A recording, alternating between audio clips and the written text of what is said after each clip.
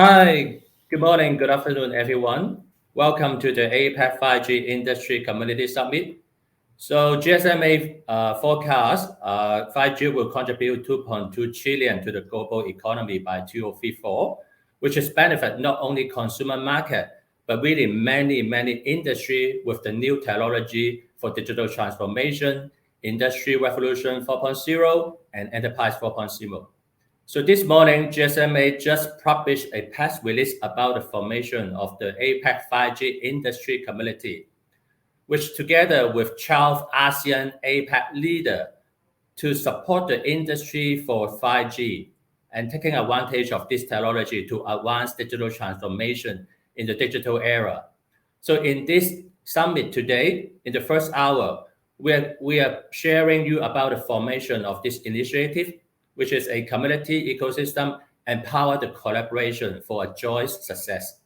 And then the next 2 hours, we will move into industry section on manufacturing and healthcare. We will bring pioneer experts to share you about how they already adopting 5G in these two sectors. So let me welcome our first speaker, Julian Gorman, head of APAC. He will share you about how a community ecosystem empower the digital growth. And then and then afterwards, there will be a spotlight of the ceremony formation of the APAC 5G industry community with our 12 ASEAN contributor member. Please enjoy.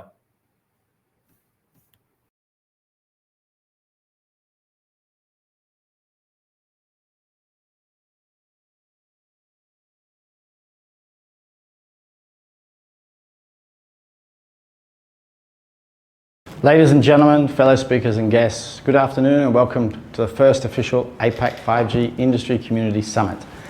And welcome to the last session of the APAC M360. Today we're bringing you the launch of a new community, the APAC 5G Industry Community, which will bring together governments, mobile industry, innovators and enterprise to accelerate enterprise digital transformation and the resilience of those digital transformations with the use of 5G and IoT. It is with great pleasure I get to open today's launch, and I would like to thank you for joining from across the region, wherever you are, and to the launch members of the collaborative effort and support that built the foundation of what promises to become the largest enterprise 5G powered digital transformation community in Asia Pacific. Our vision at the GSMA is to unlock the full power of mobile connectivity so that people, industry and society can thrive.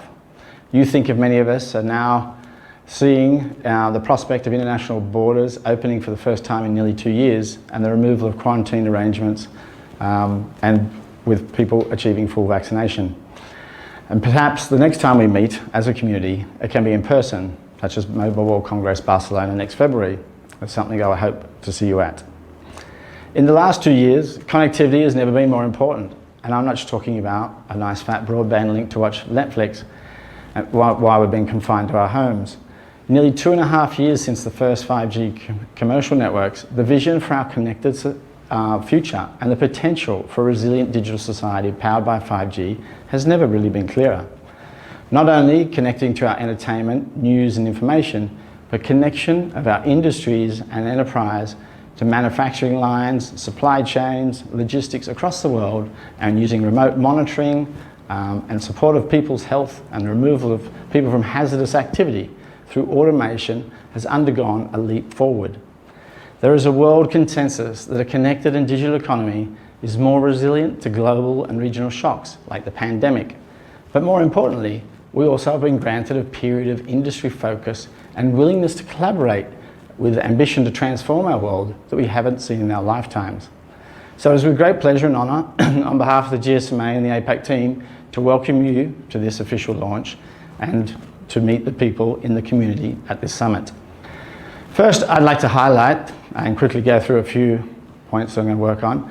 I believe we're entering a new digital era, not just meandering down the path we've been on for a few years, but a new era where it's really crystallised what 5G and IoT can do for us. Second, we need to look at who is building APAC's digital future and are we all aligned in that ambition.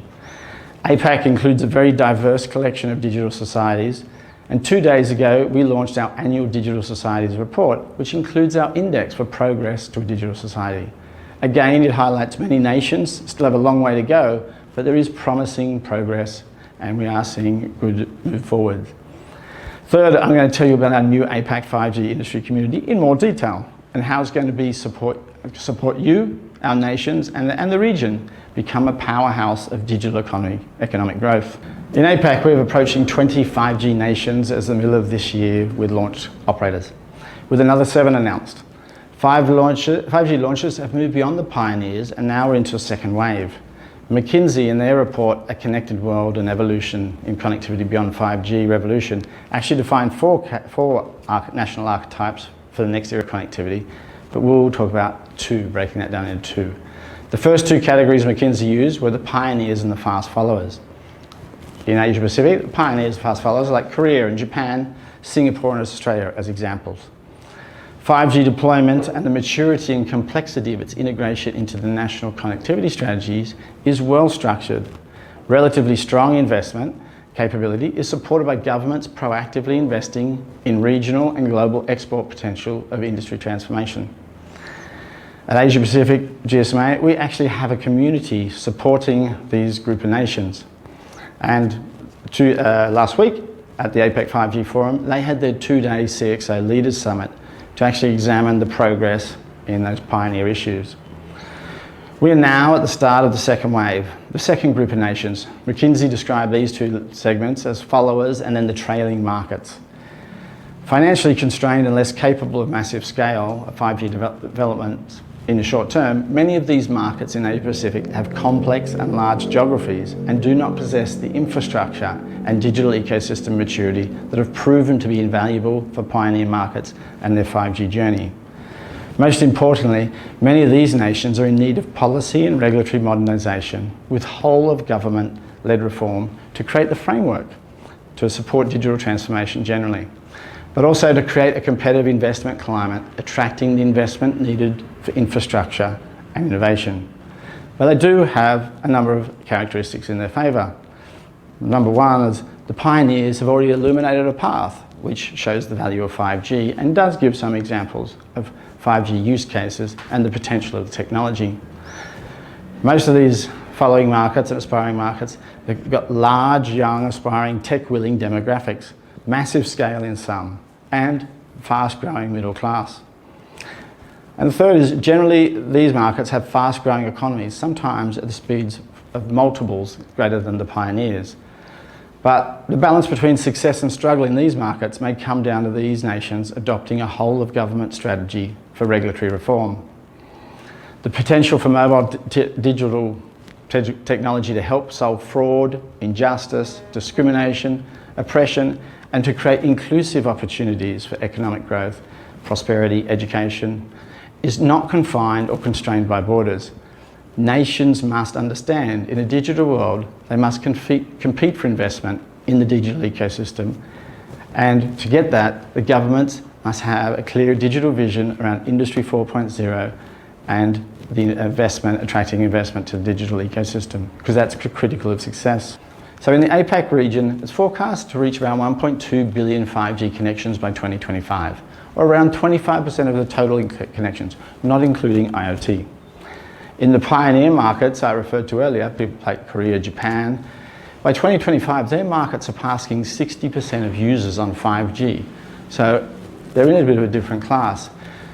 And what is that important in the community for enterprise and the transformation with 5G and IoT is that actually it has an influence on normalising perceptions of technology readiness. In most countries across Asia Pacific now, we all are mostly using 4G. As the slide shows there, nearly 2/3 of users on 4G. And so things over 4G are quite natural to the population.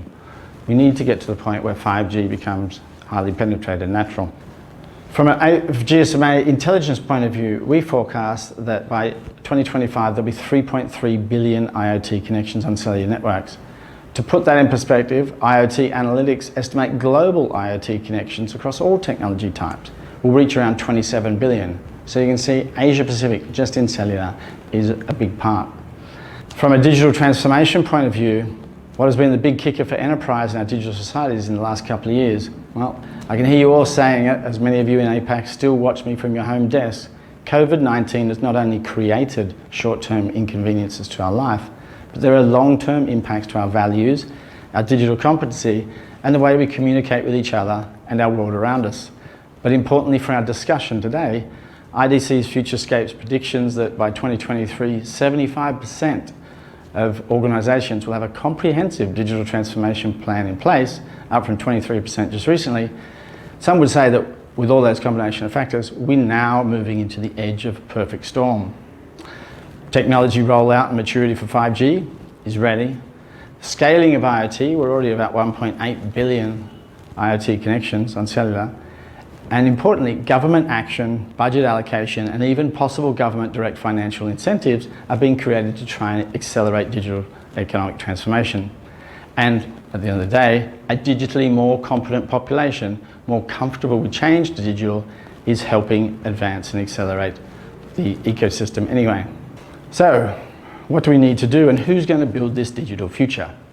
Well, so when you look at the new digital APAC, the main stakeholders are the mobile industry, the enterprise owners, the industry more generally, and policymakers in government. If you look at from a mobile industry point of view, so GSMA has created or recently conducted a survey of mobile operators around the world and asked where they expect enterprise revenue to growth to come from. And in an industry with global growth in the very low single digits, the collective intelligence is that enterprise transformation is going to drive significant growth in, over the next coming years, with manufacturing being a significant contributor. Highlighted on the slide in front of you is the three areas of manufacturing that together make the biggest single contribution to expected growth in enterprise revenue. So we have an industry preparing to support transformation, and mobile operators, as they roll out 5G, are really exploring the functionality to support industry transformation. If we look at some research that McKinsey did only recently, they undertook an enterprise survey last October, so a year ago, seeking feedback on the perception of how much impact COVID-19 was having on digital transformation plans. Remember, this is still only a year ago, and most people listening to me today, you guys listening to me in this conference, have spent most of the last 12 months largely under some sort of pandemic control measures. But even 12 months ago, they found that the effect of COVID, that enterprise plans for digital transformation and digitalisation of their product and service portfolio had been brought forward by a factor of 10 years compared to previous surveys in 2017 and 2019. So what does that mean for the need and the purpose of this community? One of the greatest barriers to enterprise adoption of technology, or even use of technology to disrupt itself, is inertia, the comfort and the status quo. The boiling frog syndrome, really. Initial pandemic responses and the ongoing nature of this has been the equivalent of dropping the enterprise frog in boiling water. In the AT Cooney report on 5G in ASEAN, it was estimated that 5G transformation alone would contribute 50 to 60 billion to the ASEAN economy by 2025. And if you look at the chart there, you can see Internet of Things is driving around 40% of that contribution. So a big impact for this community and a big target for the community to support. So what about policymakers? What is their role, and what can they do to help us build a resilient APAC digital economy, and how to involve them in our community? I'd like to provide you with thoughts on three key points to consider why we must involve them. A whole of government approach to policy development, Industry 4.0, is the number one. A scaled and innovative digital ecosystem really depends on involvement of the government as well. And third, we need enabling policies for regional scale and growth cross-border, as an example. And so why are they so important? Well, number one, a whole of government approach which is cross-sectoral and cross-organisational view of the formulation and implementation of digitalisation policies streamlines the decision-making across diverse ministries and agencies for government to achieve their national digital vision. The benefits of a whole of government approach, such as productivity gains, cost savings to government and wider society, are significant and are essential for advanced digital societies to maintain their competitiveness. Also, as we set out to explore what can be possible, we need an active partner in policy development and adaptation. For 5G, a whole-of-government approach results in positive outcomes, such as simplified and streamlined rights of way to allow the efficient and cost-effective deployment of enabling infrastructure. But it also means the faster time to market for advanced digital services in things like healthcare, education and transport that require regulatory approval from different government agencies. It's necessary for achieving Industry 4.0 objectives. I hope you managed to catch the drone session example on the 13th of October, just last week, which would have highlighted the need for a whole of government attention to taking advantage of drones, by example, in the 5G era. Number two, the need for a scaled and innovative ecosystem. The innovations that turn 5G and IoT into the use cases that will transform our lives, industry and government requires a vibrant and sustainable ecosystem.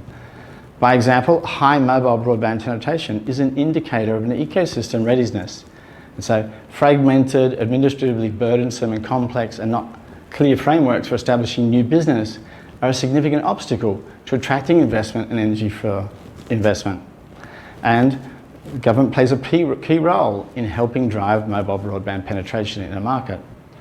Number three, cross-border data flows enable rapid economic growth, and Asia has the potential for benefit substantially by implementing policies that will enable the region to leverage its scale, but also to allow efficient cross-border data flows. In Southeast Asia alone, with more than 600 million people, but spread across a number of countries, the importance of cross-border data flows to take advantage of that market is important.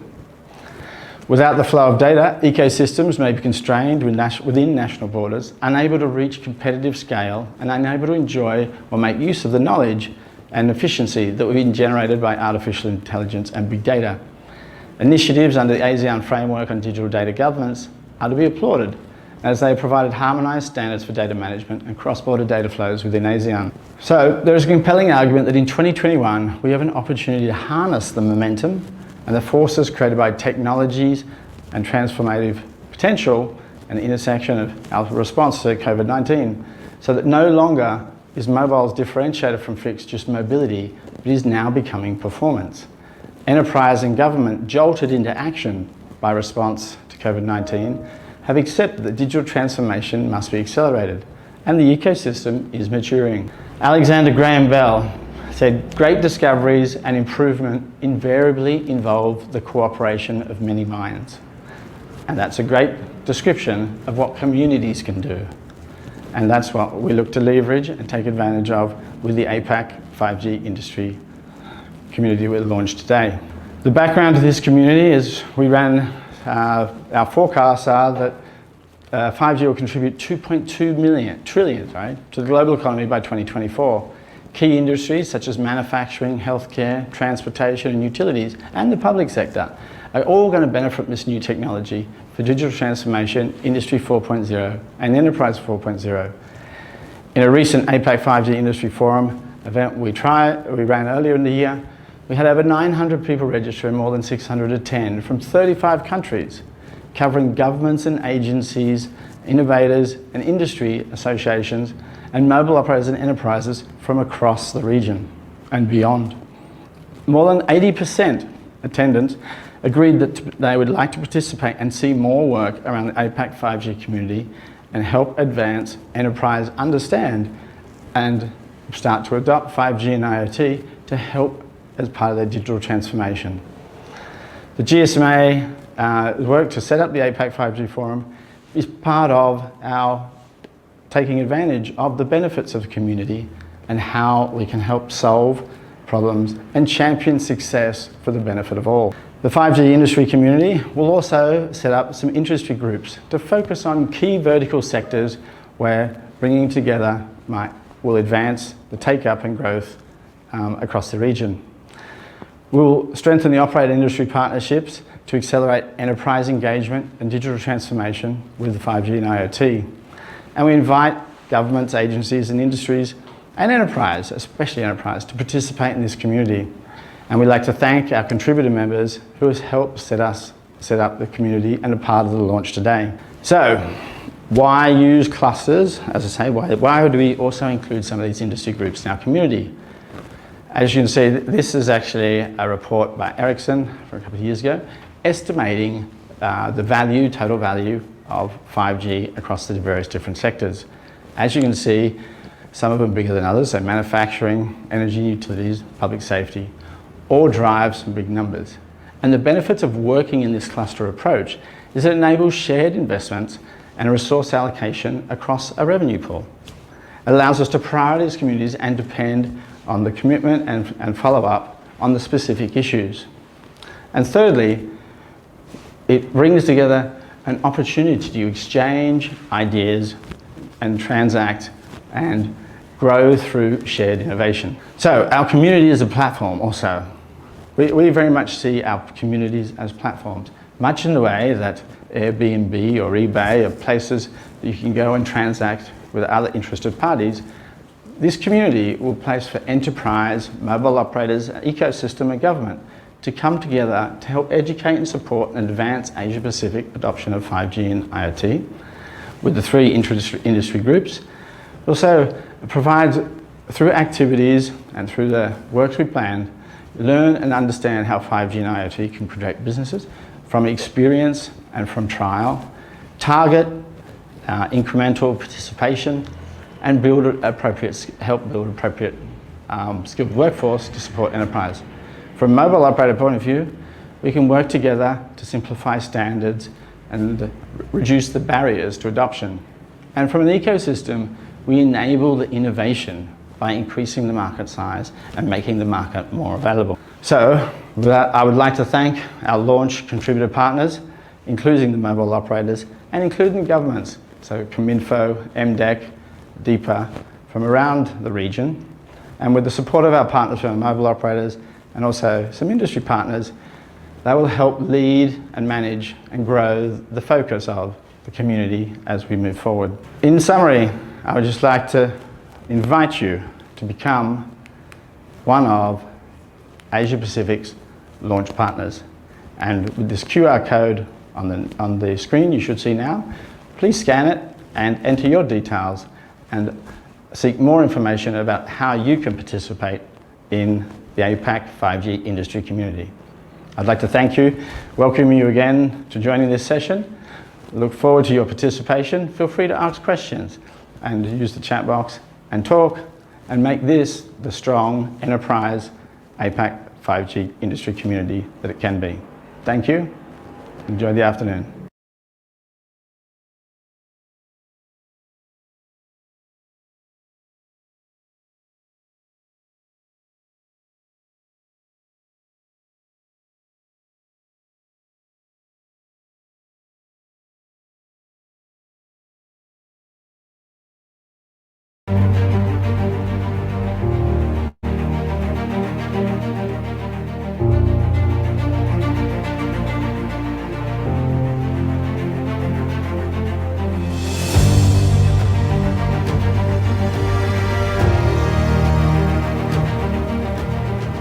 Congratulations to the launch members of the APAC 5G industry community. Today marks the start of a journey together to bring the power of community with a shared vision to advance the impact of 5G and IoT for digital transformation of enterprise. And GSMA is proud to be the host. As the head of the region, very proud that APAC is leading the way. The APAC region remains one of the most diverse regions in terms of size, population, culture, adoption and use of mobile broadband. But our diversity has really proven to be our strength as we can share our different experiences for new innovation and also to grow scale. 5G and IoT promise to transform industries across APAC, creating billions in GDP growth and opportunities for many people and industry and economies. At the GSMA, we are honoured to host the community, and I'd like to thank Terence for his work with our launch partners to make it a reality. I invite enterprise from around the region to join this initiative and look forward to championing its success at next year's APAC M360 and beyond. Thanks and best wishes and stay well. AIS, the #1 leader in digital life service provider for a very long time. This year, our mission is to strengthen digital economy in Thailand by building digital platform for all types of the businesses, using digital technologies and services, as well as partnering up with world-leading companies. 5G will be one of the digital technologies that will enable and accelerate business transformation and disruption. In Thailand and APAC, 5G will be adopted rapidly in few years at a growth rate of 18 to 22% from now until 2025. Industries that will benefit from 5G include manufacturing, retail, healthcare, agricultural, transportation, and logistics, etc. Making it in principle and transforming. Any businesses require collaboration with trusted 5G partners to jointly develop, test, scale, and deploy 5G applications. Thus, I would like to encourage all of you to participate in this community to learn and work together for our future success. Thank you. Hello, everyone. My name is Gopi. I work at Axiata Enterprise, which is the group enterprise unit for all of our regional operating companies in Southeast Asia and South Asia. I'm also the enterprise head at Celcom, which is our CSP in Malaysia. 5G has been positioned as one of the critical technologies and levers for us to grow in the enterprise part of our markets. It's been an exciting area for us as 5G is maturing, but more importantly, because it's being also driven by the industry and the actual enterprises which are consuming the technology. We've had great learnings through the 5G industry community here out at APAC. It's a good sharing ground and learning ground for all of us. And I encourage everyone in the region to participate and interact with all of your peers and industry players in understanding how the technology is maturing and the successes which are beginning to show in the region too. So please join the community and get the best out of it. Thank you.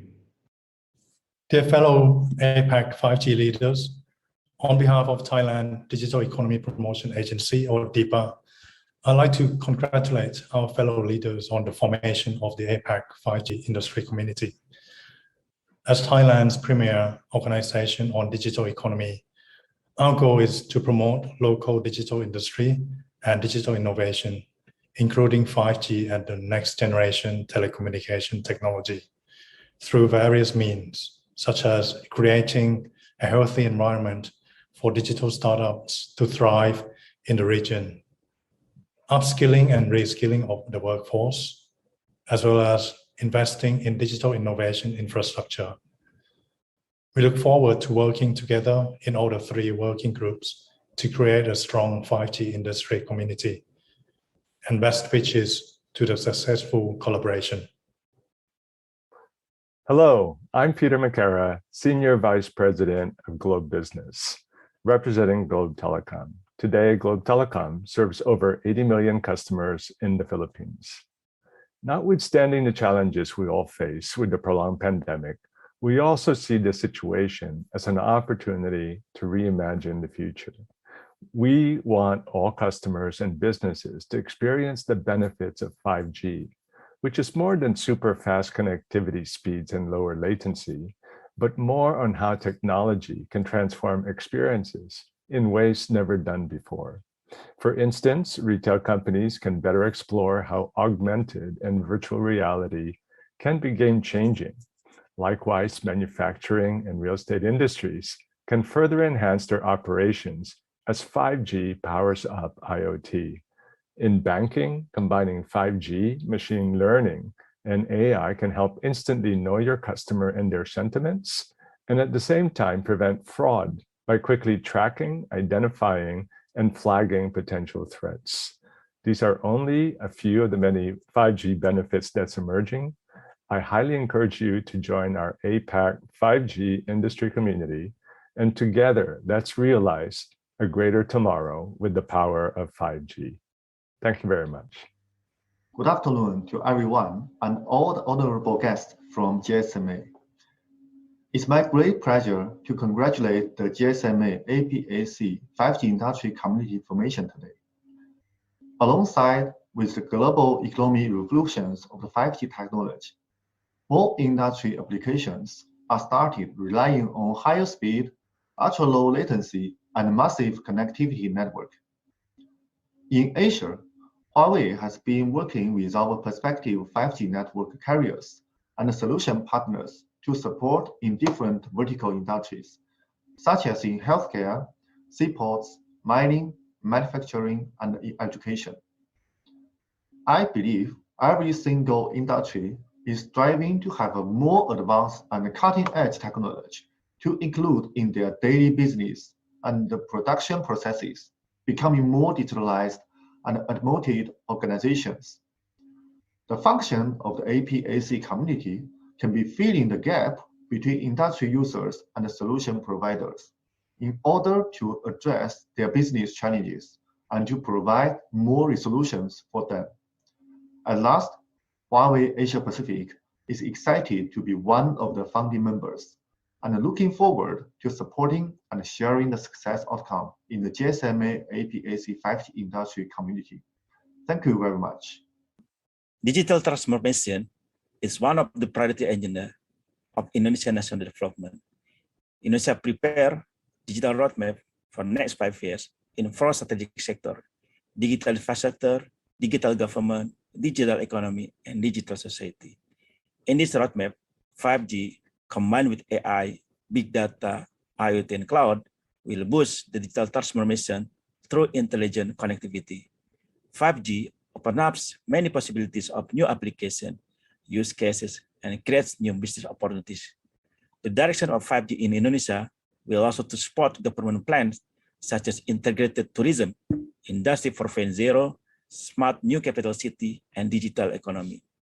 We are happy to inform you that since May this year, we start roll out 5G commercial, and nowadays there are 3 operators already 5G commercial in several locations and cities in Indonesia.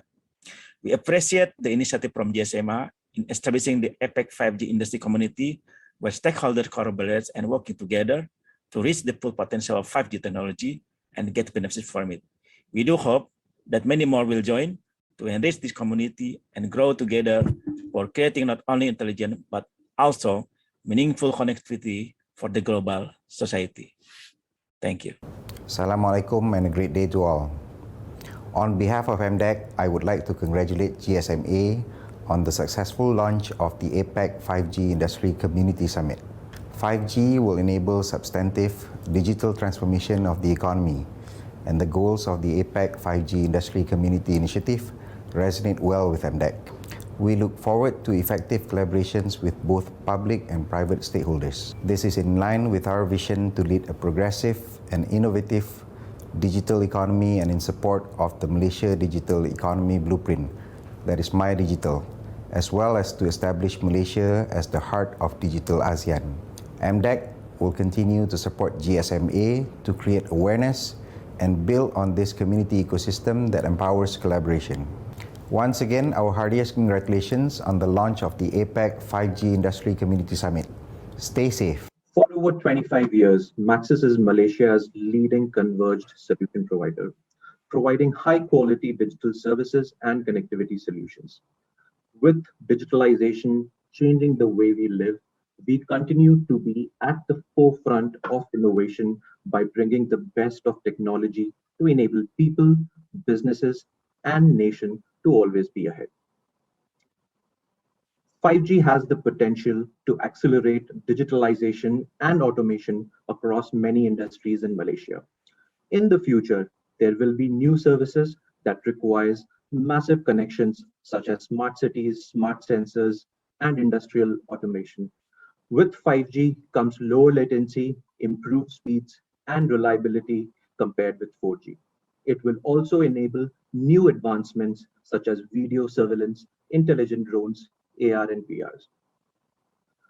5G will forever change the way we work and play, and we believe we will see even greater innovations that will surpass our wildest imaginations. Come and join us to find out more.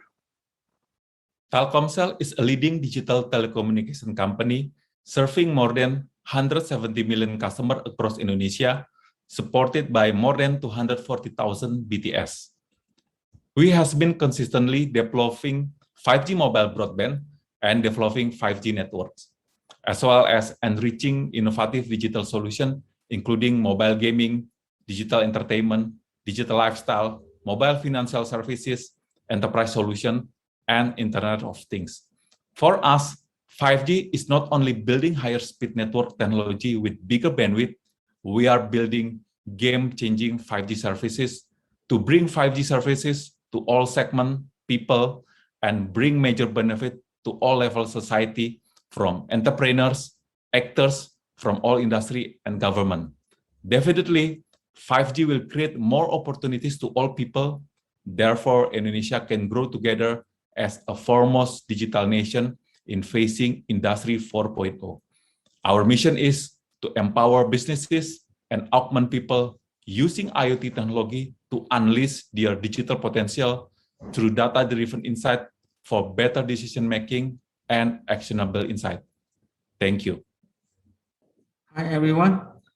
My name is Lê Bá Tân. I'm a Deputy General Director of Viettel Networks, a member of Viettel Group. So Viettel Group is a leading operator in Vietnam, and we also have 10 other markets in Asia, in Latin America, and in Africa.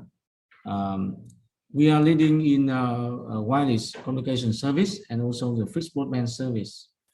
And 5G is coming, and we plan to build our 5G network in all over Vietnam in 2022, not only to providing the mobile service, but also the digital service with the platform-based service like IoT platform, like a big data platform, like AR/VR platform, etc. And it is extremely important for our economic growth. Nowadays, I think operators need to learn from each other and need to share from each other about the experience to how to build 5G successfully. And we are very believe and very happy when joining the APAC 5G service of GSMA. And we hope that we can have a sharing between operator, service provider, digital service provider, and startup here, and have good success on 5G business.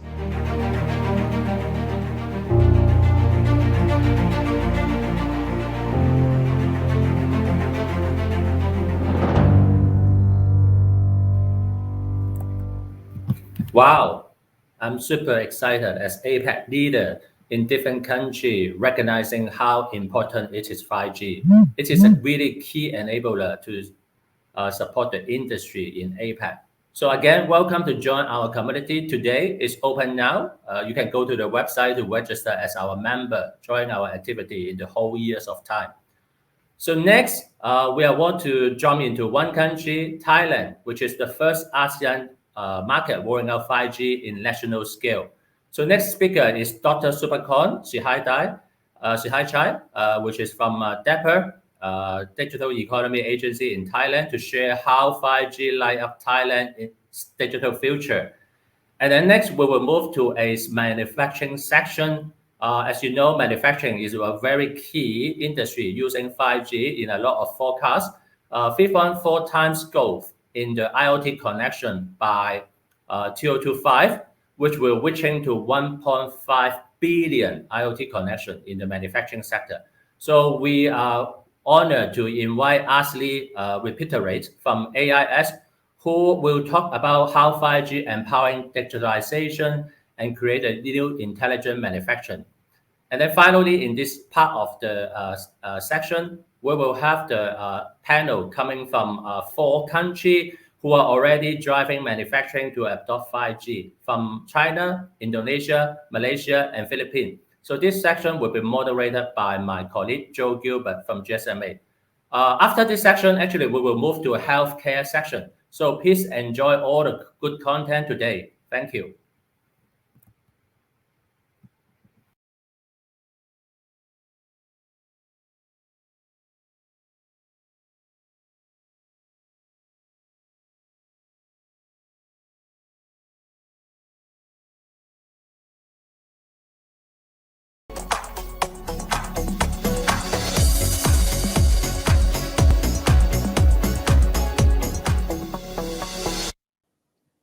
Okay, greetings to fellow participants at the Mobile 360 Asia Pacific. I'd like to thank GSMA for the invitation to speak at this prestigious event. On behalf of the Digital Economy Promotion Agency of Thailand, I'd like to share with you how Thailand is embracing 5G and digital technologies to drive the country's economy and close the digital divide.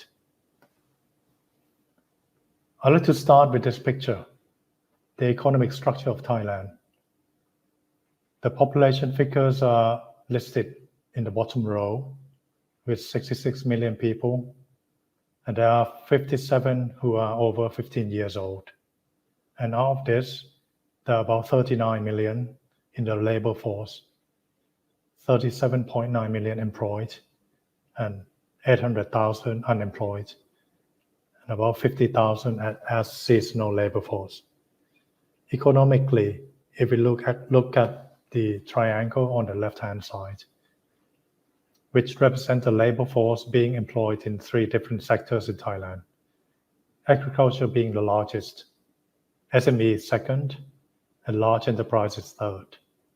However, when we look at the economic contribution from these sectors, where numbers are shown on the third pillar on our right, we can see that agriculture only contributes around 8% of the GDP, while employing over 40% of the labor force at 12 million. SMEs nevertheless employ roughly the same number of people as in agriculture, but contribute over 35% of the GDP.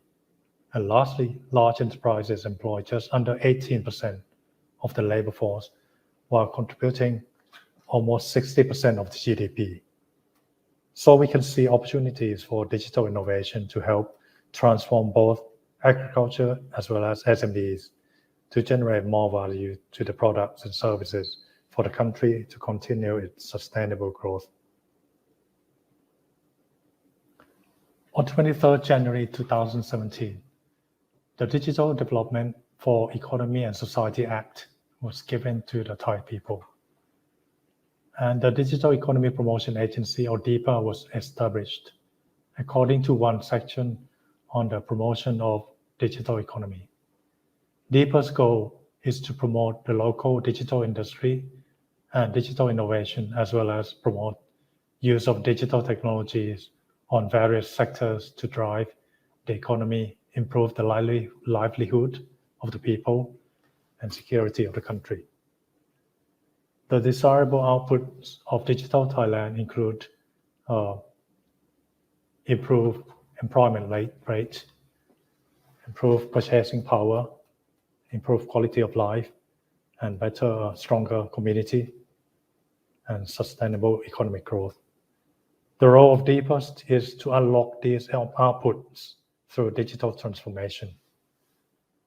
The basis of such transformation starts from digital manpower, providing digital literacy as well as embracing digital technologies in everyday life. So the key word for the agency is transformation, and we achieve this through various means, including promoting digital startups in various sectors, including fintech, edtech, agri-tech, travel tech, health tech, and industry tech, as well as promoting standards for these new digital technologies and services. On the right-hand side is a smart city, which is basically a demand side of digital ecosystem. So we work on both supply side and demand side to promote digital and transformation for the country. Last year, we worked with Frost & Sullivan to study the technology foresight, which to understand which digital technologies will have an impact on Thailand, in the next 10, 20, and 30 years. And if you are interested in this report, it can be downloaded by Googling Technology Foresight DEPA, and you'll find a full report. So before we dive down into the list of technologies, we want to take a look at the trends that will have an impact or be challenging for the country. And we have identified 11 of them. Starting from the top and going to the left-hand side, anti-clockwise. We see aging society, scarcity of natural resources, and climate change, which are the three most common challenges we face all over the world. Next one is shift in economic power, where we see that technologies will allow not a single country, but a group of countries to determine and become the power. If we look at the E7 group of countries, which include China, India, Indonesia, Brazil, Russia, Mexico, and Turkey. And they are expected to be twice as large as G7 group, which are USA, UK, France, Germany, Japan, Canada, and Italy by within 10 years' time. So, and next one is the transformation of workplace, where everyone is now experiencing that because of this pandemic. Next one is increasing connectedness and decreasing privacy, where technologies such as 5G and IoT, allowed us to be connected all the time. Not just connecting to people, but between devices as well. So while we will have real-time update of everything, we also lose our privacy. Next one is urbanization and rise of megacities. And this is also the trend that everyone, especially the UN, has been promoting, that by the end of 2030, every 2 and 3 people will be living in a city. Next one is the rise of e-commerce and convenience stores. So this will impact the local businesses while bringing new opportunities as well. And next is the growth of smart city and other smart ecosystems, which are directly related to urbanization. Next is the fourth industrial revolution, which also the link of data, which leads us to the last trend, explosive generation and use of data. So this will be the key for in smart city and in in other areas where all the machines are connected and we have a lot of data, and how do we leverage this data? So with these 11 trends, we have identified, the technologies that will have an impact and, will provide advantage to deal with these challenges. And we can see that the next generation telecommunication is also one of the most important technologies that will have an impact on us. And if we look closer, we see that 5G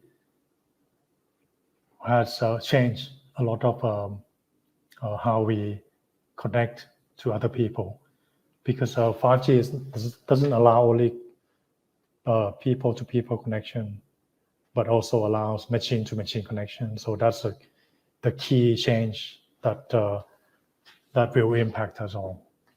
And we can see the value of 5G that will have on the growth within the 10 years time, which will have a great impact on our country and economy. And now I'd like to talk about 5G progress in Thailand.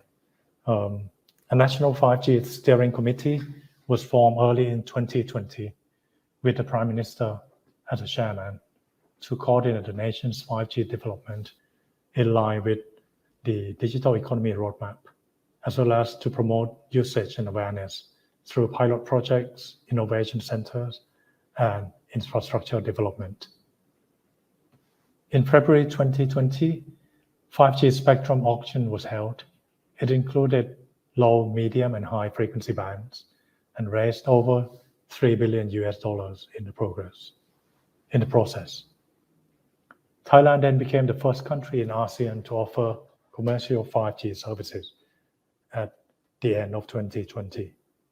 Currently, the 5G coverage, according to OpenSignal, mobile users spend more than 90% on their time connected to the mobile network, especially 4G network.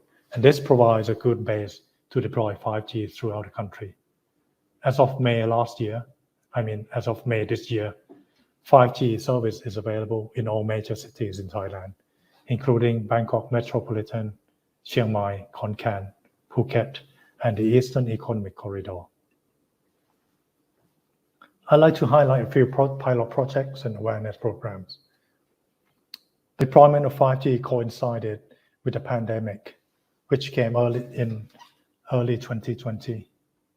In collaboration with Siriraj Hospital, the leading university hospital in Thailand, and the National Broadcasting and Telecommunication Commission and Howard Technologies Thailand, the doctors at the hospital were able to use AI on cloud to help identify less serious cases of pneumonia from patients with pneumonia caused by the coronavirus. Furthermore, the multi-access edge computing for lower latency 5G service has been piloted with teleambulance. Another example of healthcare service is the autonomous delivery vehicle, which are controlled through 5G network. Also, 5G pilot projects have been deployed in various other sectors such as smart city and also agriculture. The most promising sector to benefit from 5G is probably manufacturing, due to its readiness as well as the clear benefits from low-hanging fruits, such as increased efficiency, productivity, and potential saving from unexpected downtime and energy usage. Burapha University, the Eastern Economic Corridor, AIS, Omron, and Mitsubishi Electric have jointly set up a manufacturing model line at Thailand Automation Park to demonstrate the benefits as well as train the manpower to operate in the new environment. An agriculture pilot has also been set up in a royal project, Vanilla Farm in Chiang Rai.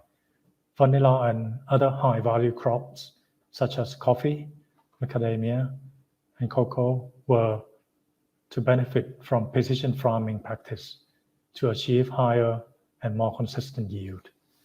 5G is deployed to enable farm and crop monitoring, control, pest control, and yield prediction.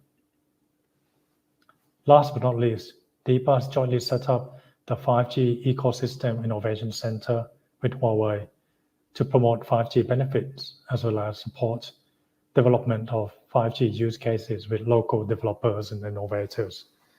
The center is situated at DEPA headquarters with an exhibition area for public access, all year-round training programs, as well as shielded facilities for testing 5G-enabled products. I'd like to end with this slide. What DEPA has been doing is basically to promote digital economy.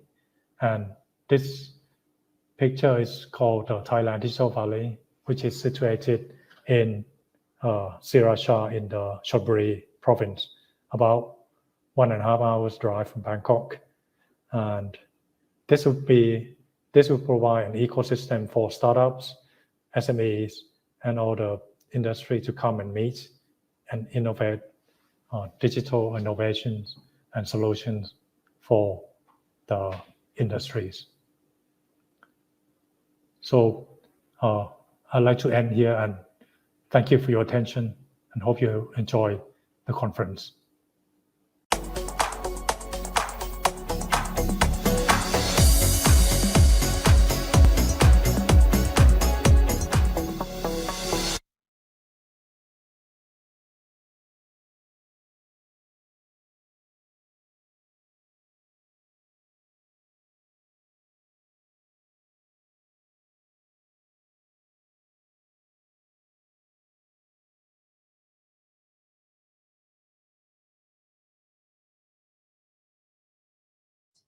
Good afternoon, everyone.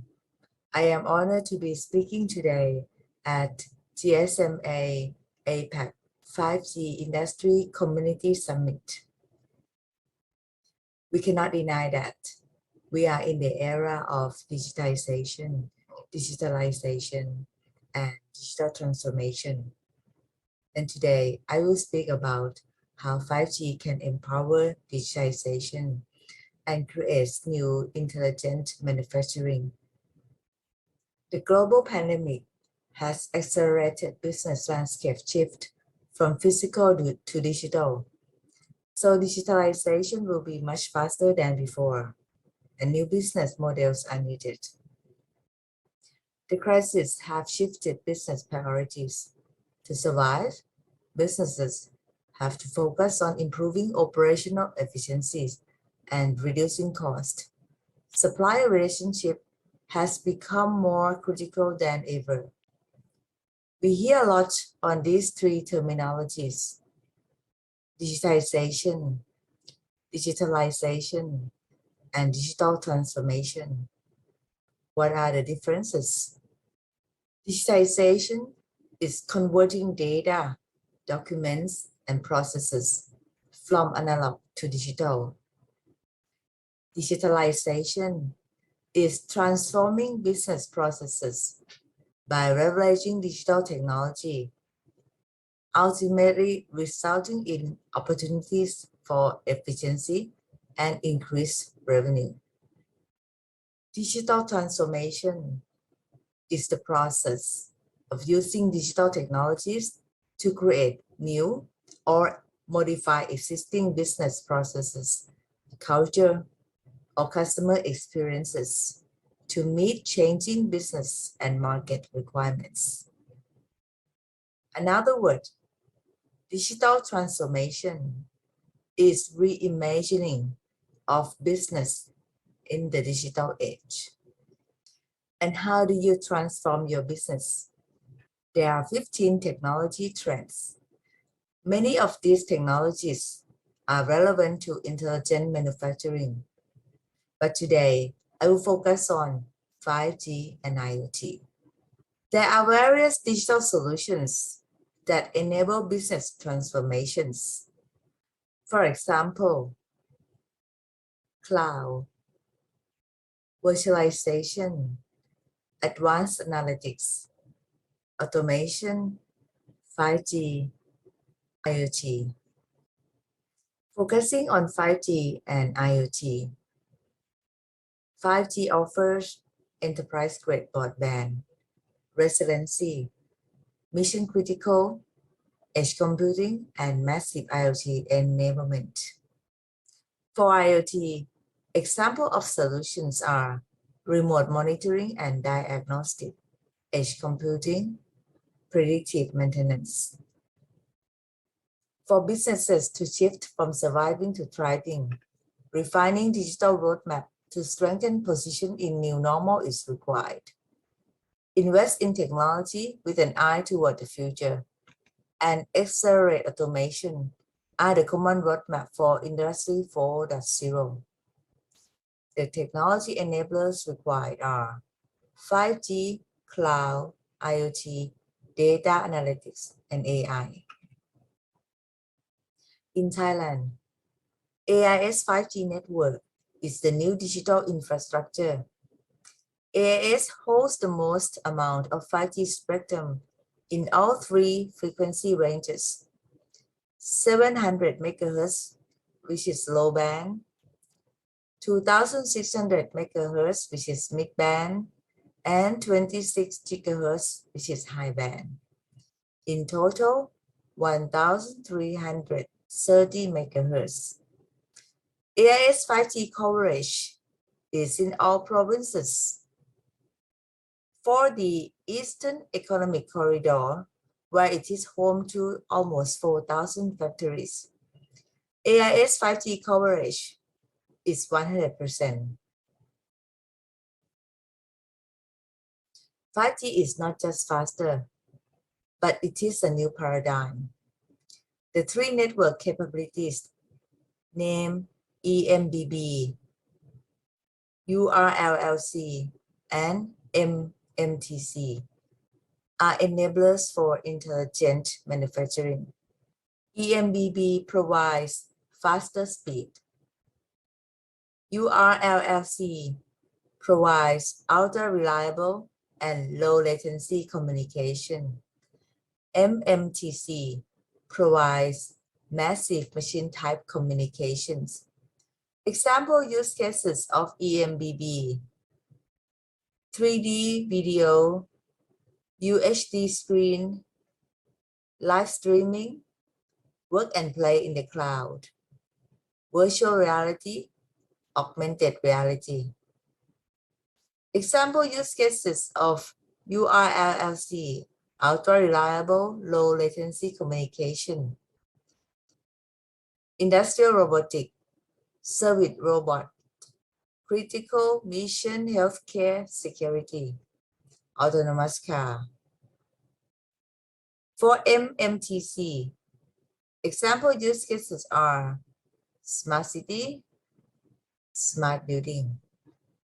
5G as intelligent connectivity coupled with IoT, edge computing, cloud computing, and AI creates intelligent manufacturing and helps manufacturers transform to Industry 4.0. IoT and endpoints make use of edge computing, which is near to where the use case takes place, to achieve low cost, easy to deploy, easy to manage. Cloud computing enables big data, AI, and application. And 5G encompasses and fuses IoT, edge computing, cloud computing, and AI. These are use cases that 5G enable them in various vertical industries. Now I will focus my presentation on 5G for Smart Manufacturing 4.0, another word, intelligent manufacturing. In intelligent manufacturing, AIS 5G can serve both indoor and outdoor with flexible coverage design and seamless mobility. All band spectrum, high, mid, and low band, enable all coverage types. What are AIS 5G key characteristics for smart manufacturing? High speed is one of them. Ultra-fast response is crucial for mission-critical requirements. Coverage and mobility, which can serve both indoor and outdoor with seamless handover. Private 5G network gives robust security and privacy. Network slicing gives QoS management per service type. And edge computing, which performs real-time processing at local area. 5G private network provides dedicated network, high reliability, high bandwidth with low latency, and strong data security. These characteristics are suitable for intelligent manufacturing. Network slicing, which is a capability that does not exist in 4G but in 5G. It enables service providers to build virtual end-to-end network tailored to application requirements. In each network slice, certain QoS required for specific applications is defined, configured, and provisioned. For example, EMBB slice for applications such as communication, entertainment, and internet.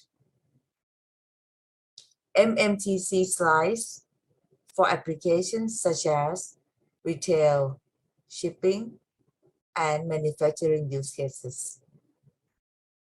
URLLC slices to support use cases such as automotive, medical, industrial automation. Another 5G component is MEC, or multi-access edge computing. MEC moves computational function closer to the end device. MEC can be at enterprise customer site, or it can be near to 5G RAN, or at regional DC. MEC can hybrid with local cloud and public cloud. These are some of the Industry 4.0 use cases with 5G. Now I would like to share about example of AIS 5G use case in intelligent manufacturing. This is an intelligent factory use case from one of our customers named SNC Former Public Company Limited. SNC Former is a manufacturer of automotive components and electrical appliances. They have been dedicated to improving the flexibility of manufacturing systems in a rapidly changing environment. They aim to uplift their factory to become Industry 4.0. And they are transforming their machines to be IoT-enabled and more automation. They're using AIS 5G to integrate their existing machines, automation systems, and robotic system to automate end-to-end. And their business goals are increase production efficiency and reduce production error rate. And they share with us typical pain points in Thailand factories are, for example, many product lines still connected cable with PC, and that gives high O&M cost for cabling. Manual lift fork operated by many workers, that incurs inefficiency in labor's cost. Quality control using human inspection that results in high human error rate. AIS 5G has enabled SNC with the following 5G solutions: robot arm, vision inspection, autonomous guiding vehicle. And the benefit that SNC has achieved is increase in yield rate, reduced manpower, and reduced production error rate. Now let's see a video that shows the real use case of this customer.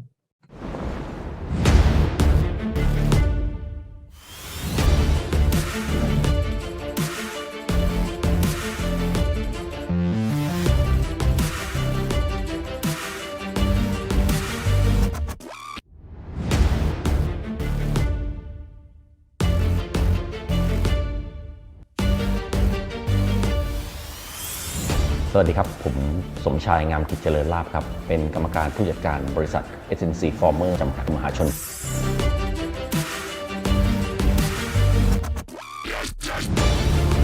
SNC Former นะครับก็เป็นโรงงานอุตสาหกรรมนะครับที่ผลิตสินค้าประเภทเครื่องใช้ไฟฟ้าชิ้นส่วนเครื่องใช้ไฟฟ้านะครับแล้วก็ชิ้นส่วนรถยนต์นะครับผมแล้วก็เรายังมีธุรกิจในการรับจ้างประกอบเครื่องใช้ไฟฟ้าต่างๆโดยเฉพาะยิ่งเครื่องปรับอากาศตอนนี้เนี่ยเรากำลังมองหาเทคโนโลยีทางด้าน 5G นะครับเข้ามาเพื่อที่จะยกระดับโรงงานของเรานะครับให้เป็นอุตสาหกรรม 4.0 ให้ได้นะครับผมเราพยายามที่จะลิงก์ระบบเครื่องจักรของเรานะครับให้เป็น IoT นะครับแล้วก็เป็นออโตเมชันมากขึ้นก็ในส่วนของเทคโนโลยี 5G ที่เราตอนนี้ทำร่วมกับทาง AIS ก็คือเรามีลายโรบอทนะครับในการผลิตสินค้านะครับซึ่งเทคโนโลยี 5G นะครับก็เป็นเทคโนโลยีที่จะช่วยให้เราเนี่ยสามารถรวมในส่วนของเครื่องจักรที่เรามีอยู่นะครับระบบออโตเมชันระบบหุ่นยนต์ต่างๆที่เรากำลังพัฒนาขึ้นมาเนี่ยให้สามารถทำงาน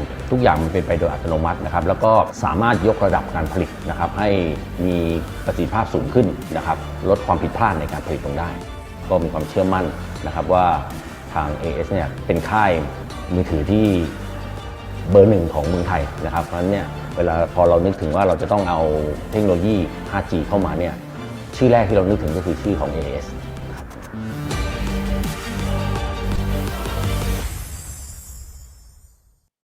I hope the audience finds my presentation useful for your 5G development and journey.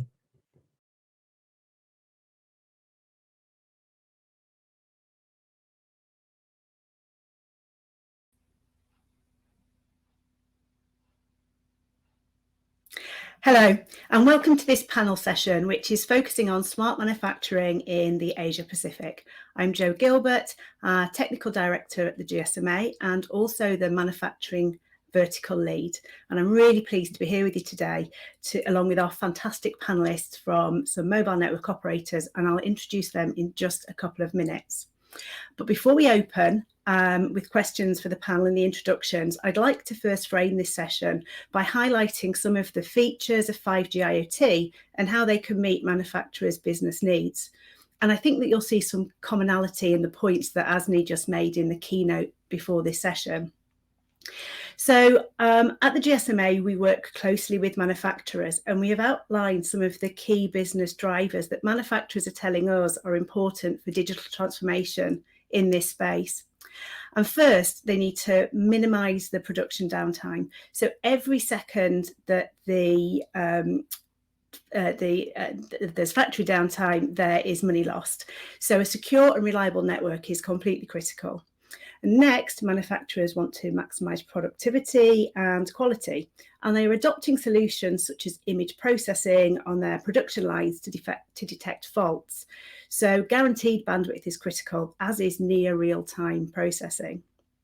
The opportunity for real-time decision-making is also a core business driver and can be achieved using technologies such as autonomous mobile robots and digital twin. And these require high bandwidth and ultra low latency, and edge computing is also a key element here. And as we're increasingly hearing about the importance of factory floor flexibility, the ability to move machines or program them to build different products is a really big driver. And we saw this at the beginning of the COVID-19 pandemic, when many factories switched from their standard production into producing PPE or personal protective equipment such as masks, as the demand for that soared globally. So moving to a wireless environment can really support the flexibility here. And then finally, cost effectiveness is critical. There are a number of 5G options and partner models that can support the different needs of the manufacturer. So I'm hoping we're going to hear about some of those things today. So that's a high level overview, and let me stop sharing my screen and allow us to welcome the panel.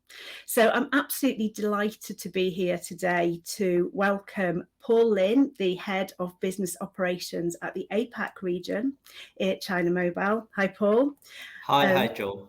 Hi. Peter Makera, the Senior Vice President for the Enterprise Group at Globe in the Philippines. Hey, Peter. Hi, Jo. Good afternoon. Hi. Good afternoon. Deep Prakash, the Head of IoT Vertical Solutions at Maxis in Malaysia. Hey, Deep.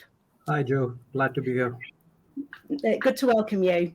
And Alfian Manulang, the Vice President, Internet of Things at Telkomsel in Indonesia. And hi there, Alfian. Hi, Jo. Hi, everybody. Good afternoon. See you. Fantastic. Well, yeah, it's great to be speaking with you all today. And I've just described some of the global trends that we're hearing about. But today we've got the opportunity to focus in on what's happening in the Asia Pacific region, and particularly within your own footprints. So the first question is, can you tell us how 5G is delivering value and benefit to manufacturing customers? So maybe Paul, Lin, you could give us your perspective from China Mobile International view. Sure, Jo. Yeah, one thing we are very sure is 5G can definitely bring many value and benefits to manufacturing customers. It delivers through its unique characteristics. In layman terms, named faster speed, higher bandwidth, higher capacity to connect devices. Take, for example, as Jo, you just mentioned just now, manufacturers cannot afford production line downtime, right? So preventive measure is mandatory to reduce unexpected downtime. However, in the past, all those measures were done manually or not in real time, right? But now with 5G, manufacturers can install hundreds, thousands sensors to monitor every single part of the machine, connecting through the 5G network. All the data collected by the sensors can be sent to the backend backend platform for real-time preventive analysis. With that, the necessary action can be taken immediately to minimize the downtime. And another case I have back in China, there's one chemical fiber factory. They use both UHD video monitoring and AGV control to solve the problem of floating filament.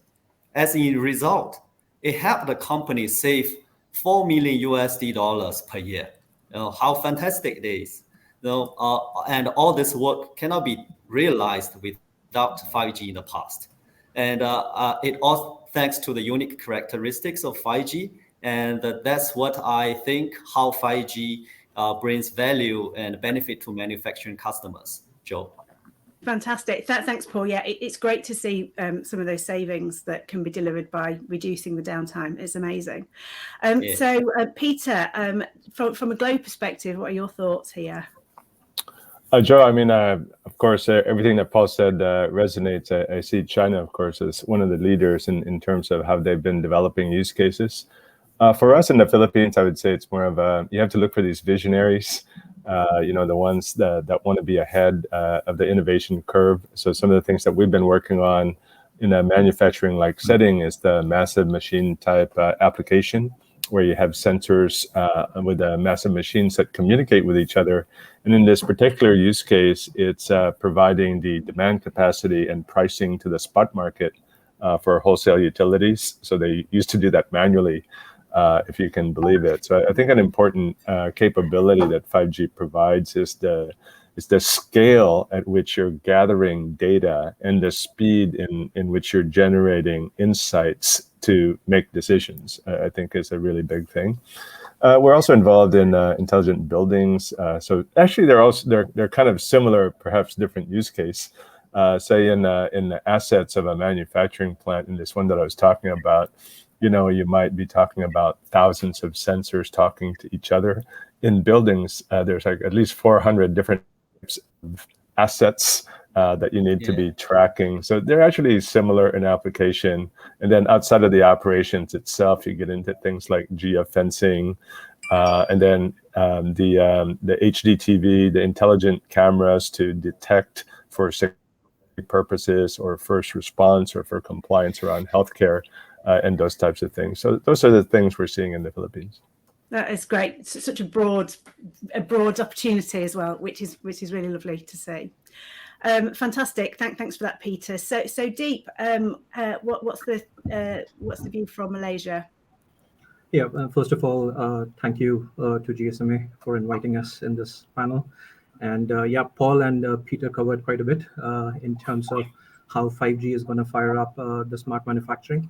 I think one of the key values that we are seeing that we need to provide to the manufacturing customers, apart from productivity, operational efficiency, and safety, which is very, very critical to them, is a faster, real-time, precise decision-making. And 5G is enabling, or rather firing up, three key technologies. So one, we talked about AR, VR. So we have smart glasses for remote assist that is being used by the companies, and we can imagine if there is a delay in seeing, or if there's a delay from a remote expert perspective, and the data and the voice is not coming in the real time, it may lead to safety concerns, and it may also have some manufacturing problems. So it's very important that 5G drives the whole AR and VR enablements. Other technology that is getting fired up with 5G is digital twin. We are creating the replicas of the physical environment, and for all the leaders in the manufacturing companies, for them to take proper decisions, they need consistent stream of data, and 5G plays a very important role in providing that consistent stream. Same with AI and ML. We know that it can learn and predict and prevent, but we need computational power, we need reliability, we need that there is no data leakage, and all these things can be provided on the backbone of 5G to provide a more flexible, efficient, and data-driven decision making. And just lastly, I think 5G needs its adjacent technologies. It needs cloud, it needs network, it needs edge computing, it needs security to provide that reliable and resilient IoT smart manufacturing solutions, and also support mission critical applications. Fantastic. Yeah, thanks for that Deep. I mean, yeah, massive amounts of data and the ecosystem are two words that really stuck out for me there, because that's absolutely a common theme, I think. So Alfian, can we turn to you for your view from Telcosal on the benefits and values that 5G is delivering? It'd be great to hear. Yes, Joe. I would like to bring the value is actually to the macro level and the micro level. Macro level, I say it into like what is the national interest. So in Indonesia, in 2016, our GDP from manufacturing is around 20.5%. In 2019, it declined to 19%. So actually, there are deindustrialization happening. Why it's happening? Because when we take a look into our neighborhood, that Indonesia is not competitive. So that's why we are taking a look at 5G is the way we can compete in the global market, especially for our manufacturing. So to overcome, this productivity issue that currently happening, right? So with the use case has been explained, but what will be the benefit is we want to be to increase our GDP in 2025 from 19 to 25%. So per annum, around 1 to 2% will be increased through, let's say, the productivity.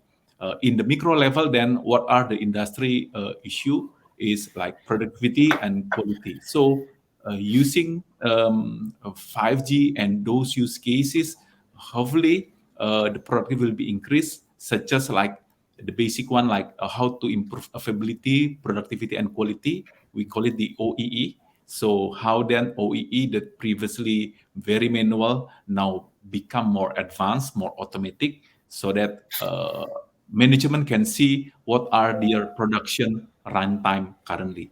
So with 5G, hopefully from this plan that more brownfield, it's very hard to set up the infrastructure. Now it's much easier to set up and to get the data, collect the data, and do analysis. So I think in the macro level, then the business itself is the goal of 5G. Okay, I think that's Joe in my point of view. That's fantastic. Yeah, thanks for that. And it's great to see the potential that sort of whole-scale digital transformation in this industry could deliver for Indonesia. So thank you so much for that. And actually, that leads me to the next question, which is, we see that there's a whole bunch of opportunity here, but we know that there may be some challenges along the road. So what would you see as the biggest pain points or challenges in the digital transformation? And let's go in a slightly different order this time.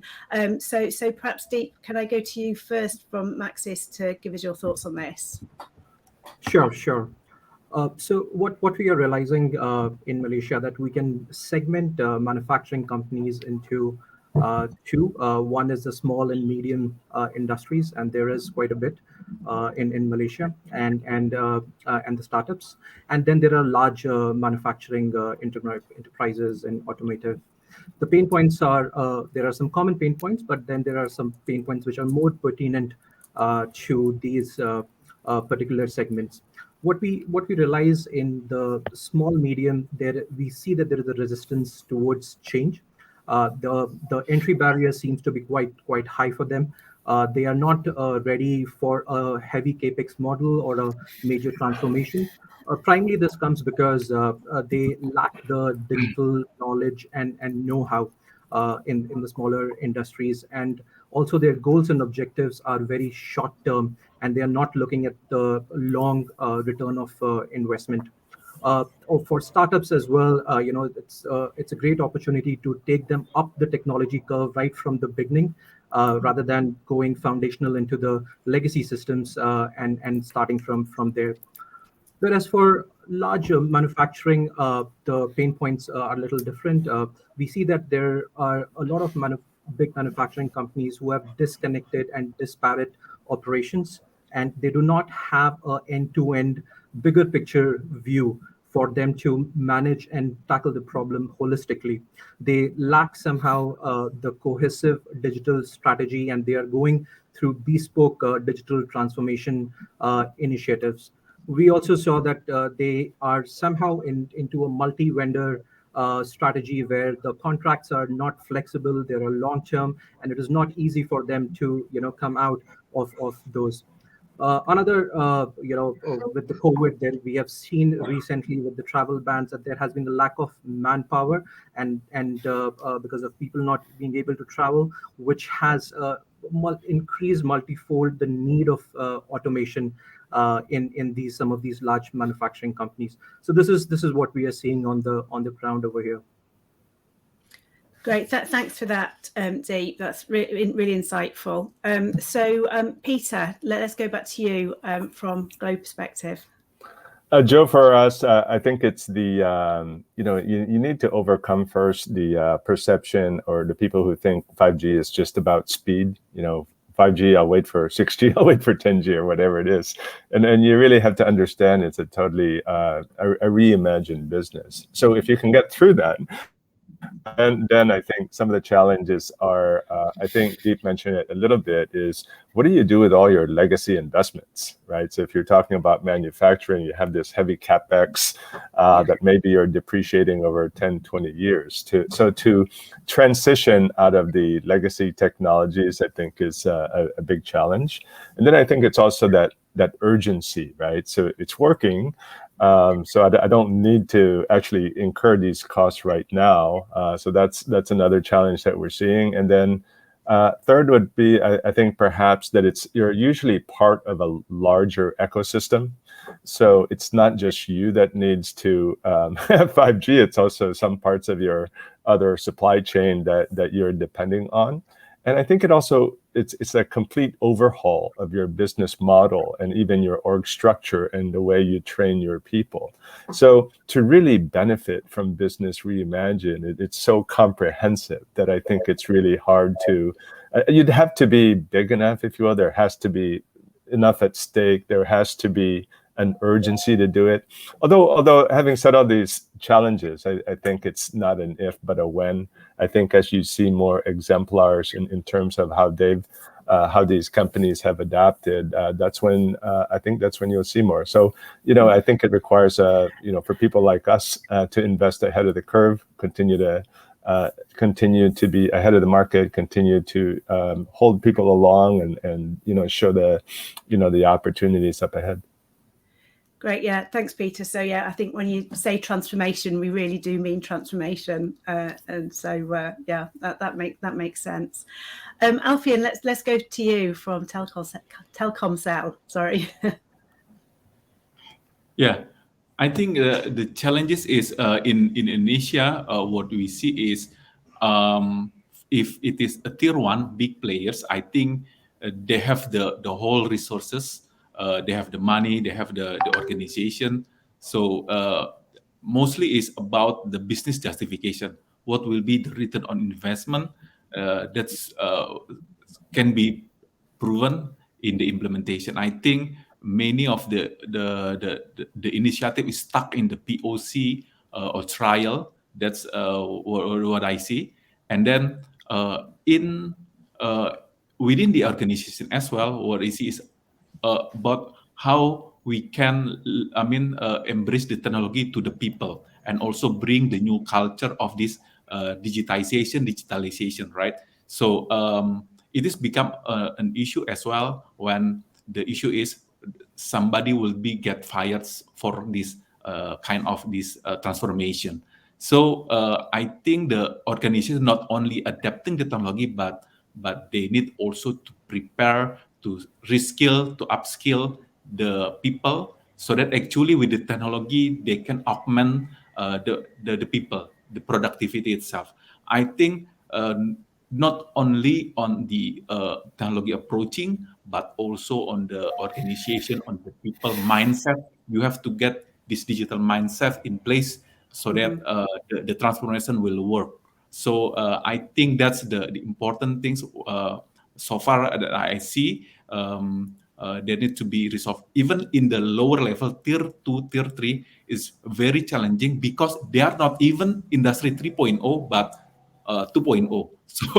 So like access to technology, the financial, how they can access. I think the government need to step in and to intensify what will be the benefit that can enjoy by doing this transformation, so that the whole ecosystem from tier 3 to into tier 1, they have the same journey, the same initiative, and then the nation will be benefiting. That's you. That's great. Thanks, Alfian. And Paul, to you, I saw that you're nodding in some of that from Alfian. So please, would love to hear from you. Yeah. I think when we talk about manufacturing digital transformation, there are a lot of challenges. I think the panelists shared quite a fair bit. To me, I think the transition is one of the biggest challenge for the manufacturing when we talk about digital transformation. Number one, the right solution for manufacturing. So in order for manufacturers to have a success in digital transformation, I think they need a right solution. However, today I see gaps between the manufacturers and solution providers. Most of the solution providers are not able to provide a complete end-to-end solution for manufacturers. It's not because they are not capable of it. It is mainly due to the lack of knowledge in that particular manufacturing process. So without full understanding of the process, I think it's very hard for one to come up with a complete solution. And so the solution is no piece and pieces, right? And that leads to the second challenge I see it is the skill set to operate. Most of the manufacturers inherited legacy manufacturing machineries, right? Which involves a lot of human manual work. And it takes huge effort to introduce a smart automation, robotics stuff into the manufacturing process. So in the very short time, right? And upscaling the workers is also another challenge, right? That cannot be done overnight. It has to be, gradually, not to affect the current manufacturing capacity. So that's what I see the biggest challenge in the digital transformation of manufacturing. Joe. That's great. Thanks, Paul. I think skilling the workforce is quite a common theme here. So thanks to everybody for that. And so let's move to the last question. And we're flying through the time here, but it's fascinating to hear your insights. But I want to just reference earlier today in this session. So we've had the formal launch today of the APAC 5G industry community ecosystem, and which is focusing on collaboration for joint success. And I think, Paul, you just mentioned about how there's no single supplier of an end-to-end solution. So my final question today is, in your view, how do you think that the ecosystem will help to address the challenges that we've just spoken about? And perhaps, Peter, if we could go to you first on that one, please. Thanks, Joe. I think maybe let me answer that from a couple of perspectives, because we collaborate and we're part of the Bridge Alliance. We have more than 34 members across the Pacific Rim, and we're always comparing experiences. So I think just that collaboration and knowing what's possible is really helpful. For like an insight to me was, on the consumer side, that the biggest adopters of 5G was actually the guys who are on 4G. Right, so they were already digitally savvy, right? And then you gave them faster speeds, and the experience was so much better, right? That they ended up using, I think, in the order of 2.7 times more, right? And so I think it's when you, and I used the word earlier about when the more you have exemplars in the marketplace, the more you're aware of them, I think it helps bring everybody along, because it's not just one thing. I think if you're in that trap of trying to convince somebody about something that they can do on 4G, and then you're really just thinking it's about speed. Well, I can do that on 4G. Why would I need 5G? And you're going to ask me to upgrade all my equipment, so I'm not going to do that. But when you think about the business reimagined, and I've found that if you can think about 5 to 10 use cases all in one, I say intelligent bank of the future, right? You walk in the bank, you're greeted by a robot. It goes through the algorithms of know your customer, recognizes who you are, kind of knows your sentiment and knows what you're looking for. Maybe you're interested in a car, but you don't have to leave the branch because you have the augmented reality and you can see the car right there and the different features. And it knows your profile, so it can show you your different loan package, and you can buy a car in the branch. And it had climate control, and it had all this AI going on. You need examples of that, right? I think it's especially in emerging markets where the Philippines is. You need to get past I can do it with 4G. Right, and you need to reimagine the business. So I think that's where kind of comparing notes across the region is really going to be helpful. And it's not an if but a when. Yeah, fantastic. Thanks, Peter. I'm going to move quickly to Alfian as we're getting a bit tight for time. So over to you, please. Yes, Joe. I think this is the ecosystem play, right? So nobody can do it alone. And to engage the ecosystem, like I think in Indonesia, in terms of government, they have already we call it the maturity digital index readiness, so that the company can assess themselves whether they are ready, not ready, their progress or their implementation. And then from that step, actually they have a roadmap, what will be suggested. The problem, yes, probably most of them, they know how to start, because involving a lot of complex technology, AI and everything else, right? So they need partners that really able to do one-stop solution. So yeah, a communication service provider need to adjust themselves again to gain the access, the expertise, domain knowledge, so that they can be relevant to their target market as well. So, and then to provide this showcasing ecosystem is also very important, so that when seeing is believing, when they are seeing the showcases and then real use cases, and then they can know, oh, this is the real implementation. By then, actually, they have a confidence that this transformation will work from them and also benefiting for them. I think in Indonesia, we are building this, and we are part of the ecosystem, and also with the GSMA APAC also, where we exchanges note and see what the best use cases that we can work one another. Yes, that's great. Thanks so much for that. And Paul. Yeah, definitely. I think the community ecosystem will address the challenge I spoke, right? So the community, I think, is the platform to bridge the industrial experts and the service provider within the region for both parties to gain knowledge and insights from each other, right? So that for service provider or innovators continue to have a better understanding of vertical industries' specific needs. With that, service providers are able to innovate better solutions and products to help the industry to transform. And also another perspective is for industry experts to share their experience. I think that's a great platform. Thank you, Joe. Thanks, Paul. And so Deep would like to close this last question with you, please. Yeah, I think the greatest thing is, with all these communities and alliances, is to create that awareness, and that awareness will lead to, customer, trusting the partners and the providers. And we need to, and this will also give us an opportunity to work and engage with technology providers and have a sell through and a sell with kind of a models And we will learn as we move forward. We will learn what are the use case applications that others are doing. It may not all work, but there will be a bit of trial and error, but eventually we will succeed in what is the right applications for the right industry in our respective markets. So yeah, it's going to be great to build that domain expertise with all these community sharing and alliances.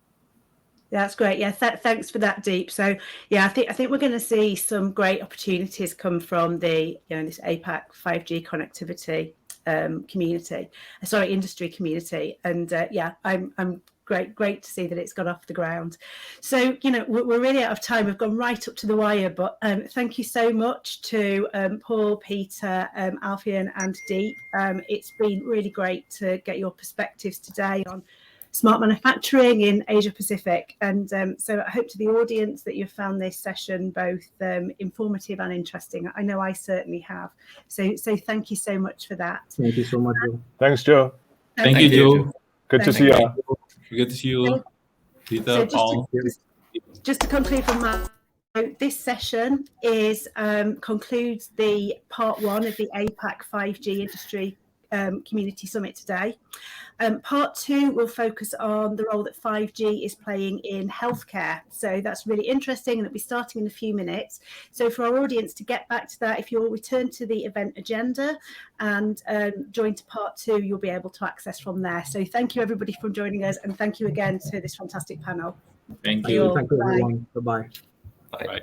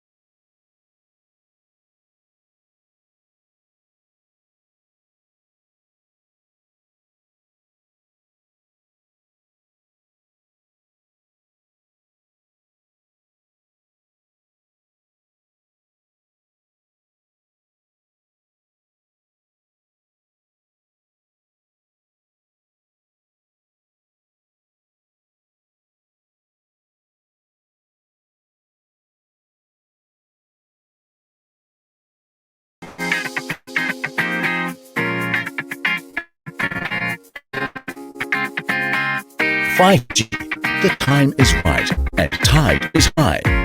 Today, let us follow a smartphone to start a fantastic global journey of 5G. Setting off from the southernmost tip of Africa, the Cape of Good Hope. This smartphone can both enjoy high-quality 4G services in South Africa and taste the ultimate experience brought by 5G. From #1 4G network for 4 consecutive years to high-quality 5G, Digital Africa is on the way.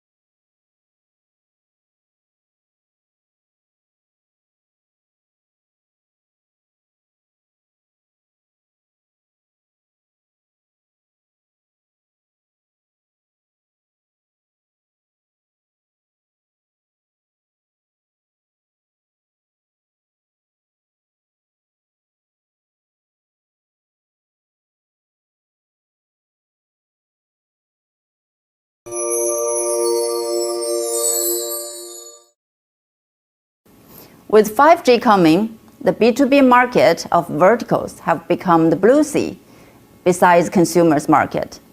The new service requirements are various. The new application scenarios are even beyond imagination. How to respond to all the variables is the biggest challenge to us all. The new infrastructure portfolio is the most fundamental part of the answer to it. It's the basis of distributed precise cloud solution. The portfolio includes a comprehensive hardware family and the flexible TCF, which is Tech's cloud foundation. The new infrastructure serves all scenarios from the center to the edge. Any service, any dimension, anywhere. Empowers industry's digital transformation. For central cloud, ZTE provides general codes, which can be applied for various application scenarios to achieve the best cost-effective solution for computing power. ZTE's cost products have been #1 market share in China Mobile's HQ procurement. Over 100,000 servers are shipped this year. The edge cloud, however, is very different. There's no baseline standard at all. The equipment room environment, the scale, the network SLA, security standard, even the asset ownership, every case could be unique. ZTE would suggest to apply the pre-integrated dual cabinet solution or the highly integrated compact cabinet solution for both cloud and telco service, with the service manager to configure your designated capabilities. In large-scale campus or industrial park, which has high standard equipment room, the dual cabinet for cloud and telco service is recommended. The telco components like small-scale 5GC, UPF, BBU are installed inside CT cabinet. Service components like AI, MEP, video capabilities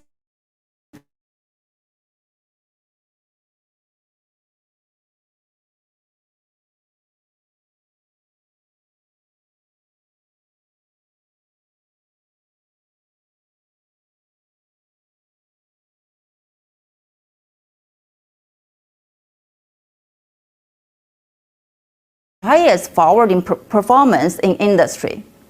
It has embedded switching module, only